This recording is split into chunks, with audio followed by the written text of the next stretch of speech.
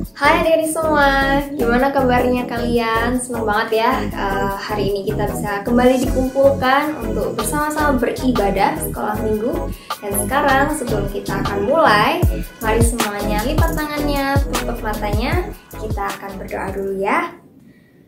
Tuhan Yesus, terima kasih Kau telah mengumpulkan kami kembali hari ini, saat ini untuk beribadah sekolah minggu. Sertai ya Tuhan untuk jalannya ibadah dari awal hingga akhirnya. Dan biarkan kami anak-anak-Mu dapat mendapat berkat dan sukacita yang daripada-Mu. Terima kasih Tuhan, amin. Oke, semuanya sekarang siapkan posisi duduk yang terbaik untuk memuji dan menyembah Tuhan. And selamat beribadah. Kita siap-siap menari ya buat Tuhan. Kita mau kasih yang terbaik buat Tuhan Yesus. Haleluya. Kasih Yesus indah-indah, oh indah. Kasih Yesus indah-indah, oh katakan dari awal. Kasih Yesus. Kasih Yesus indah-indah, oh indah. Kasih Yesus indah-indah, oh indah. Katakan lebih dari apa? Lebih indah dari pelangi, lebih indah dari bintang di langit, lebih indah dari bunga di taman. Oh Yesus, kita katakan dari awal. Kasih Yesus. Kasih Yesus indah-indah, oh indah. Kasih Yesus indah-indah, oh indah. Kasih Yesus. Kasih Yesus indah-indah, oh indah. Kasih Yesus indah-indah, oh indah. Lebih dari apa? Lebih indah dari pelangi, indah dari bintang di langit, lebih indah dari bunga di taman. Oh Yesus, lebih indah dari pelangi, lebih indah dari bintang di langit, lebih indah dari bunga di taman. Oh Yesus, katakan oh Yesusku, oh Yesus, sekali lagi ya, oh Yesusku.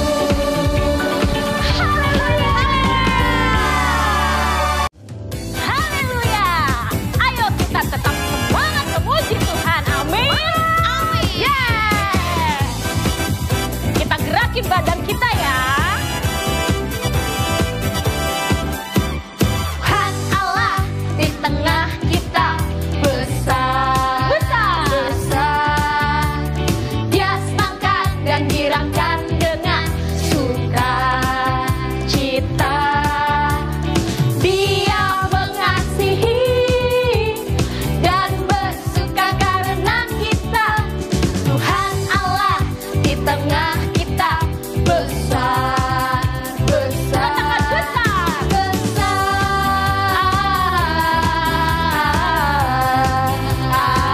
Lompat besar,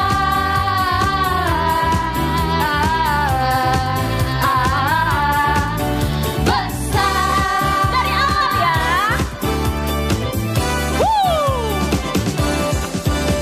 Tuhan Allah di tengah kita besar, besar.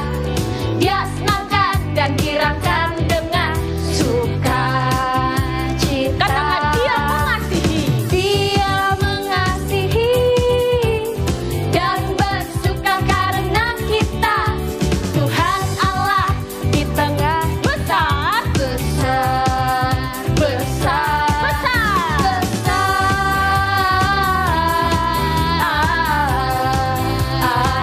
Lompat yang tinggi.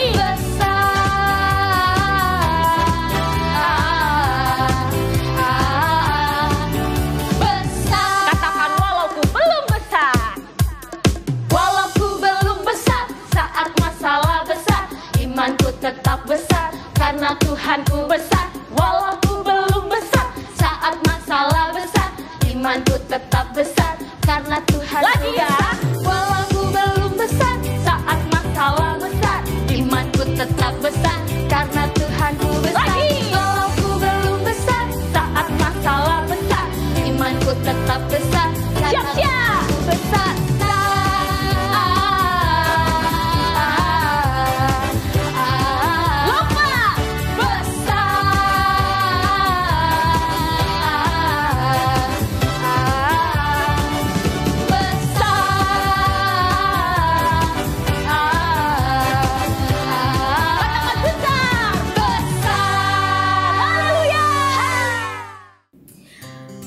Oke, gimana adik-adik semua? Masih bersemangat ya?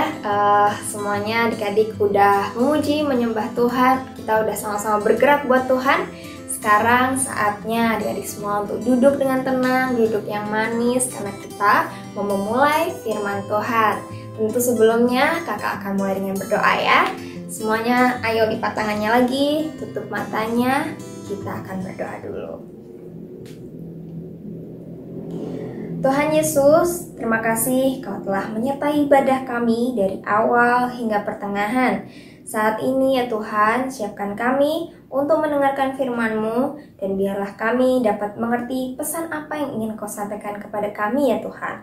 Terima kasih, dalam nama Tuhan Yesus, amin. Nah, sekarang sebelum kakak akan cerita tentang firman Tuhan hari ini, kakak mau tebak-tebakan dulu nih sama adik-adik semua. Kira-kira siapa nih yang masih ingat cerita minggu lalu tentang apa sih adik-adik? Ada ingat gak? Ayo, diingat-ingat dulu minggu lalu. Ceritanya itu nih, kakak kasih clue ya. Minggu lalu itu ada satu orang anak bungsu dengan saudara-saudaranya yang iri dengan anak bungsu ini. Tuh, clue-nya sudah sangat jelas adik-adik. Ada yang tahu kisahnya siapa? Yusuf. Oke. Nah, ceritanya kemarin itu Yusuf dijual oleh kakak-kakaknya yang iri terhadap Yusuf ke bangsa Midian, orang Midian ya. Dan ada yang masih ingat nggak jumlah kakak-kakaknya berapa sih? Yusuf ini punya berapa kakak ya? Nih, kakak punya gambarnya. Yuk sekarang kita hitung-hitungan sebentar ya. Kita hitung bersama-sama. Ada berapa sih kakaknya Yusuf? Oke, start dari sini. 1, 2, 3, 4, 5, 6, 7, 8, 9, dan 10. Berarti total kakaknya Yesus ada 10 kakaknya semuanya iri terhadap Yusuf dan menjual Yusuf adik-adik semua. Oke, cerita hari ini masih seputar Yusuf adik-adik semua. Dan hari ini kita akan berkenalan dengan 5 tokoh selain Yusuf, yaitu ada Potifar, ada istri Potifar, juru roti, juru minum, dan Raja Firaun.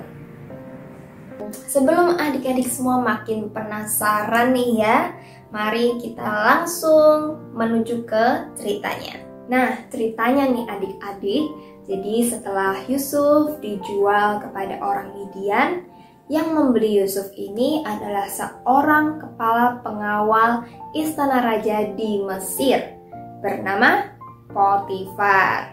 Nah, Yusuf ini sangat diberkati dan dikasihi oleh Tuhan, sehingga dalam pekerjaannya pun dibuat berhasil sama Tuhan adik-adik. Dan Yusuf pun menjadi orang kesayangan tuannya, dan tuannya pun mempercayakan banyak hal kepada Yusuf. Dan seiring berjalannya waktu nih adik-adik, tiba-tiba istri Potifar ini ingin mengajak Yusuf untuk berbuat dosa adik-adik. Tapi untungnya ditolak ya sama Yusuf tentunya, karena Yusuf adalah orang yang takut akan Tuhan. Tapi efek dari hal tersebut, istri Potifar ini menjadi marah adik-adik semua. Jadi kesel sama Yusuf karena ditolak gitu ya.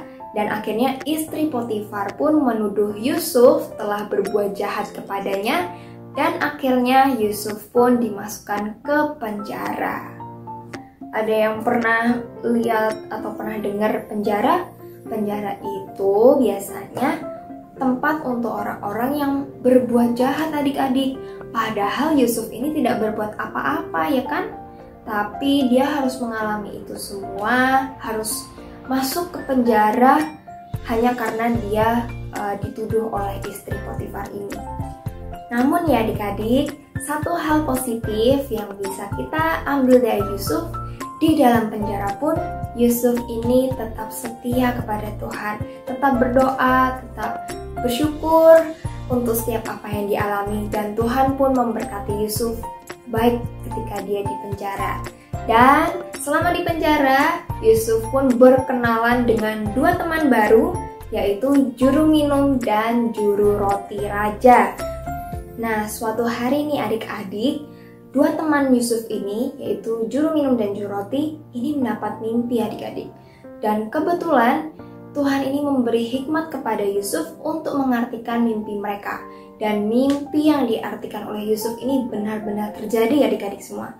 Salah satunya yaitu mimpi juru minuman yang di dalam mimpi tersebut diartikan dia akan kembali diizinkan melayani raja sebagai juru minum. Dan emang benar terjadi adik-adik. Nah, selanjutnya nih adik-adik, setelah juru minuman pun dibebaskan, dia kembali melayani raja. Pada suatu hari nih adik-adik, sekarang giliran Raja Firaun yang mendapat mimpi. Ini mimpinya. Gambar apa ya adik-adik ya?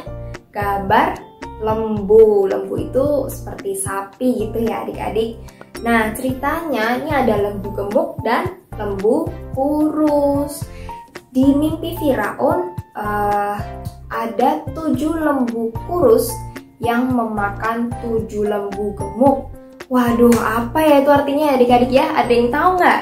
Ya, Raja Firaun sendiri pun bingung adik-adik. Aduh, arti mimpi ini apa ya?